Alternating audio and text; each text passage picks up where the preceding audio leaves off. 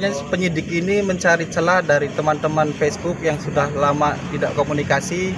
Curigai sama kepolisian karena dia ada ikut grup kelompok tuh namanya Jack Garis Keras. Kata guys, itu supporter bola guys. Dam apa yang dimiliki oleh Pak Rudiana? Jangan nanti tukang gorengan Peggy dipanggil juga itu. Dia pernah beli gorengan berapa sama kamu? Beli gorengan 10.000 Pak. Cabenya ada berapa? Cabenya ada 3. Ah, itu nggak masuk akal. Orang beli gorengan 10.000, cabenya minimal 5. Dia minimal 3, pasti dia pembunuh Vina itu. Kembangkan melemolisikan Rudiana. Katanya lebih mudah menangkap Jenderal Sambo gitu ya dibanding menangkap seorang Ibtu Rudiana. Itu tadi katanya hoodie-nya tuh harganya 330.000, gokil. Alaska Malamut harganya 8 jutaan, gile. Ciri-cirinya sudah mendekati ini. Bertato, anggota geng motor. Kalau Peggy ini yang hanya di Cirebon, kamu sudah kebagian ditahan hari ini. Tidak menyerah, kepolisian masih pengen cari saksi untuk menetapkan Peggy jadi tersangka. Ngebet banget, Pak. Saksi halu gimana nih? Hai, apa kabar? Kembali lagi di Let's Go. Apa kabar kalian semua? Semoga kalian baik-baik aja. Let's Go masih update tentang kasus Vina sebelum 7 hari. Lebih tepatnya update tentang Peggy Kulba, King Kulba kita. Nah, gimana guys? Kepolisian ini memang pantang menyerah banget. Pantang menyerah bukan untuk mengungkap kasus Vina ya. Pantang menyerah untuk menetapkan Peggy jadi tersangka. Ini lucu banget ya. Kita mau update pertama yaitu teman mancing guys. Teman mancing guys. Macam ini mantap gitu. Teman mancing Peggy itu dipanggil jadi saksi gitu. Ketemu sekali 2 kali doang. Itu satu yang pertama ya update-nya. Yang kedua adalah Ibtu Rudiana yang kabarnya akan dipolisikan oleh polisi. Waduh, jadi ada laporan nih, banyak laporan untuk mempolisikan Pak Rudiana. Itu polisi dipolisikan polisi. Nah, karena terkait laporan palsu. Lalu juga Peggy Cirebon yang masih banyak kejanggalan dari statementnya. Ternyata kemarin di Kang Deddy itu dia tuh banyak banget bohongnya guys gitu. Dan juga baju-bajunya yang dia pakai itu mewah-mewah gitu. Katanya nggak ada kerjaan. Tapi kok baju duit dari mana nih? Apa dari duit orang tua rahasia? Oke, jadi kita bahas dulu ya. Ini update yang membagongkan banget nih dari Peggy Setiawan ya. Kita harus bahas ini supaya King Kulba kita ini bebas nih gitu. Cuma sekedar dikenalin sama Dede Setiawan itu. 2-3 kali mancing ke laut, dia ngobrol-ngobrol di laut doang, udah selebihnya nggak ada. Ceritanya di history itu dari 2015 sampai awal 2016, Nurul Iman sama si Peggy itu banyaknya lewat inbox Facebook.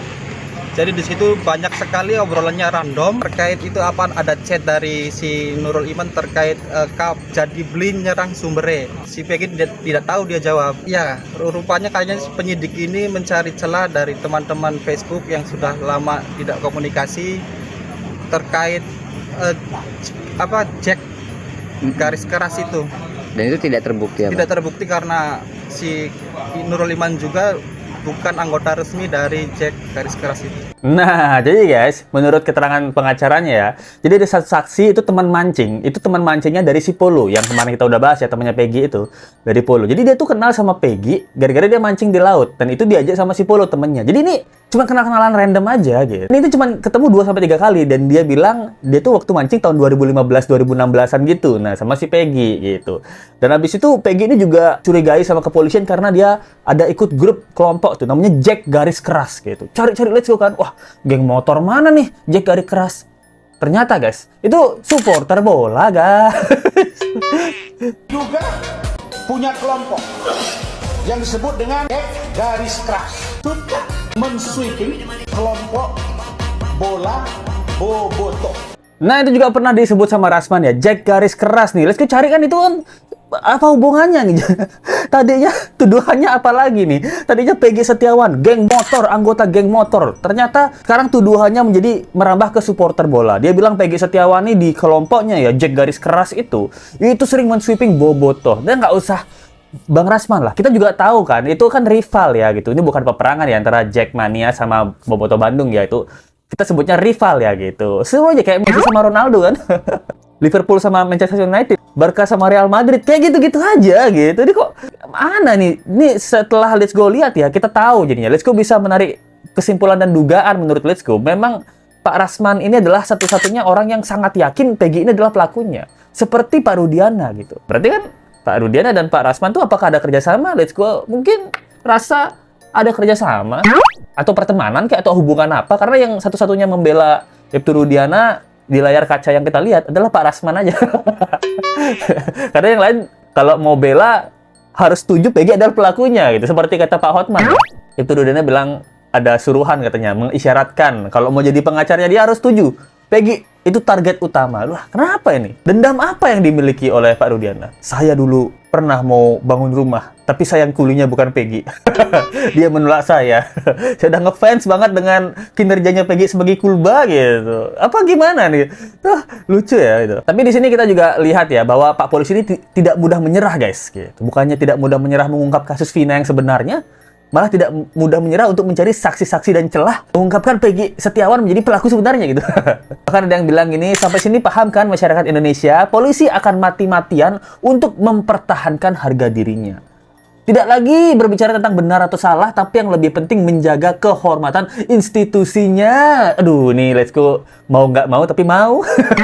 Setuju dengan ini ya gitu. Kayaknya gimana kita pokoknya cari celah sedikit aja celah gitu supaya Peggy ini bisa kita jadikan tersangka lah. Kalau udah dapet celah kan kita nggak malu-malu banget gitu. Bagaimana dia? Jangan-jangan nanti tukang gorengan Peggy dipanggil juga itu. Dia pernah beli gorengan berapa sama kamu? Beli gorengan 10.000 Pak. Cabenya ada berapa? Cabenya ada 3. Itu nggak masuk akal. Orang beli gorengan 10.000, cabenya minimal 5. Dia minimal 3, pasti dia pembunuh Vina itu. Karena dia beli gorengan cabenya 3 gitu. Orang biasa tidak akan membeli gorengan cabenya 3, minimal 5. Celah tuh.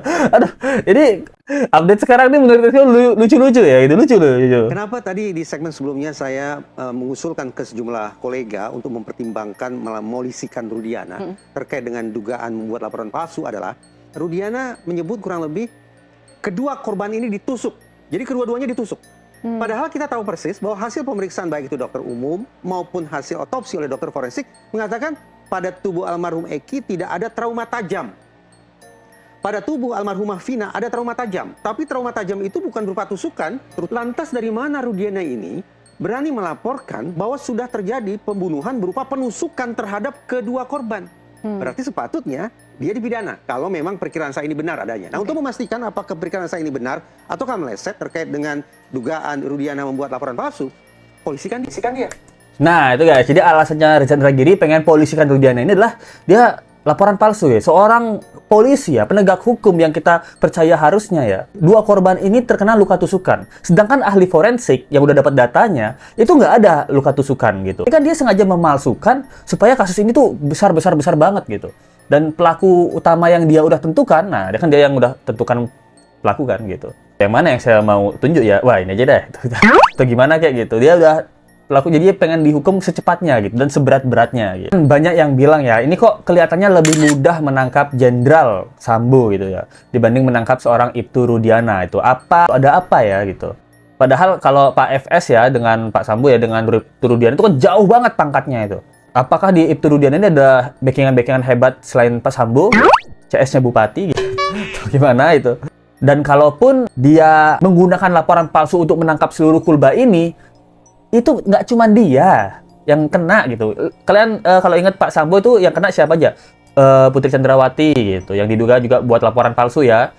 Itu 20 tahun. Abis itu ajudannya Kuat Ma'ruf sama Ricky Richard, Baradae, terus ada yang dipecat juga, ada beberapa polisi yang dipecat gitu. Jadi kan banyak tuh, nggak cuma Pak Sambo aja yang kena itu. Nah, kalau Ibtu Rudiana nggak sekelas Pak Sambo ya, Pak Sambo kan jenderal. Jadi anak buahnya itu kan dia punya alibi kuat bahwa saya dipaksa sama bos saya, sama pimpinan saya nggak punya kekuatan. Bahkan Baradae, Eliezer itu nembak, dia bisa justice kolaborator, dihukum setahun penjara dan sekarang udah bebas dan udah nikah karena dia tidak punya pilihan untuk tidak menuruti keinginan bosnya gitu atau perintah atasan. Nah, sedangkan Ibtu Rudiana kalau terbukti ini salah tangkap atau asal tangkap, nah orang-orang yang lain kan ditanya ya, penyidik gitu, hakim, jaksa gitu.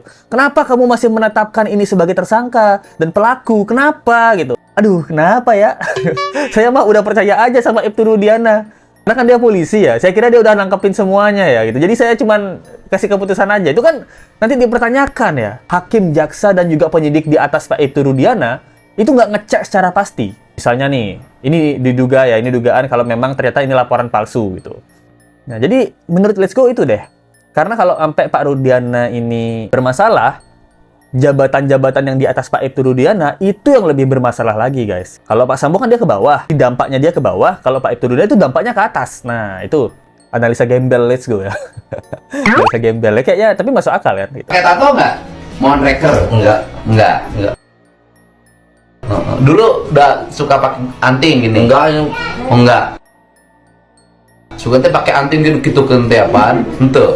Nah, jadi dia ada tato nggak? Dia bilang nggak ada, ternyata ada tato. Itu suka pakai anting nggak suka, tapi pakai anting. Itu kan bohong-bohong. Dan juga lihat dia bilang kerjaannya apa sih, kuli bangunan, bapaknya kuli bangunan. Nah, ini bajunya bagus-bagus, baju distro nih bro gitu. Baju-baju distro nih. Dan kalau dilihat di sini juga ada let's go screenshotan nih katanya hoodie-nya ya. Hoodie-nya tuh harganya 330.000. Gokil. Hoodie-nya mahal ya.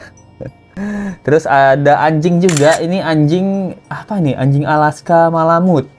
Harganya 8 jutaan, gile. Ini PG punya anjing 8 juta nih. Tapi emang nih anjing Alaska Malamut. Ini mirip-mirip tapi nggak terlalu mirip ya. Tapi 8 jutaan loh. Terus dia pernah buat status juga, jangan buat saya resah karena obat penenang saya mahal. Oh, gokil gitu. Cincin jangan lapor cek banget. Hampir Ribu mana online? Mana pakai obatnya bro? Kita gitu. Jaket harga sama kan harga 120.000 kan? awal. Kaos aja kalau 55.000. Karena Celana 120. Nah, itu dia baju-baju berapa harga outfit lo ya. Itu pernah pakai obat nggak? Ya, nggak pak. Ya. Tapi di sini bilang obat penenangku mahal. tato tuh. Pernah. Nalinnya sok nggak ada tato. Tato untuk kemarin nah iya Bapak. Sok coba ningali. Ah itu naon? Sok. Aing menyaho budak bangor itu ya. Teka kontrol ke bapaknya. Ah, udah Pak. Aduh. Ini mendukan pembengir, awas ya, Iya, Bapak. Bapak. Alak di kamar. Tuh.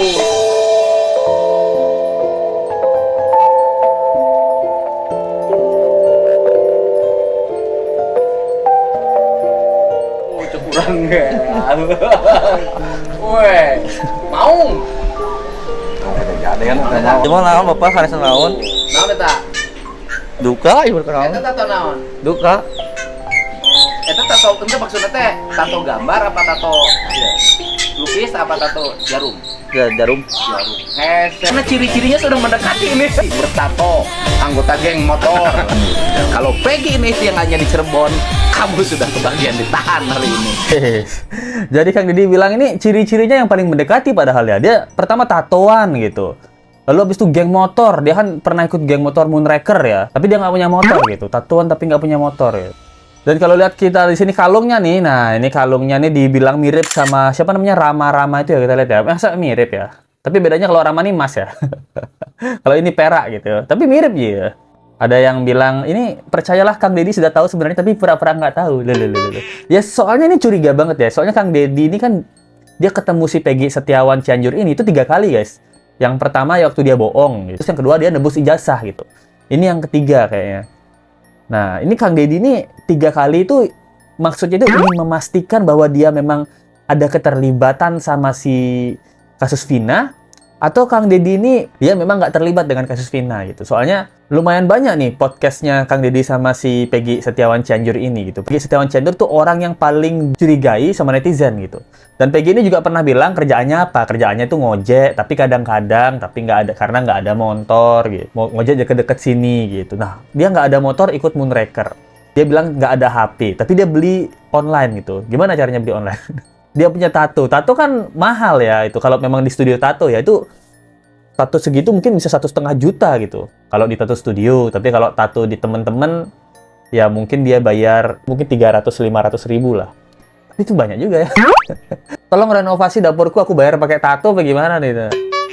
Tapi ada yang bagus nih dari Gustiwana. Ya, dia bilang dugaan saya adalah pelaku pembunuhan Vina itu cuma 2 orang guys. Satunya tuh Rivaldi alias Ucil ya. Karena kita kemarin bahas Ucil itu ada informasi dia adalah mantannya Vina gitu.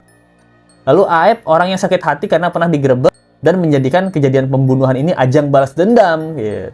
Para terpidana adalah bukan korban salah tangkap, tapi mereka murni korban dari dendamnya si Aep. Ya ini setuju nih. Berdebahnya emang si Aep itu. Aep, seperti namanya Aep itu, asalnya plus pembawaannya itu. siapa asalnya plus pembawaannya gitu loh. Gimana menurut kalian guys? Terima kasih buat teman-teman yang udah donasi dari Vika Santrian. $10 Hong Kong. Thanks banget ya Mbak Vika sudah berdonasi di Let's Go. Nah, jadi teman-teman kalau mau donasi, klik link di bawah Saweria, itu ada linknya, itu dari Rp2.000 aja lah, atau di super thanks-nya di YouTube. Nah, itu yang bisa disampaikan tentang update kali ini. Menurut kalian gimana nih? Menurut Let's Go ini masih konyol ya, itu polisi memang segitu niatnya tuh mencari Peggy adalah pelakunya, bukannya segitu niatnya membuktikan pelaku di sana atau menangkap pelaku di luar sana kalau memang ada pelakunya, tapi malah segitu niatnya menjadikan Peggy Kuluba adalah pelaku utama. Itu ngakak sih. Jangan lupa like, comment, dan subscribe video ini. Kita ketemu lagi di video berikutnya. Sampai jumpa lagi ya. Bye.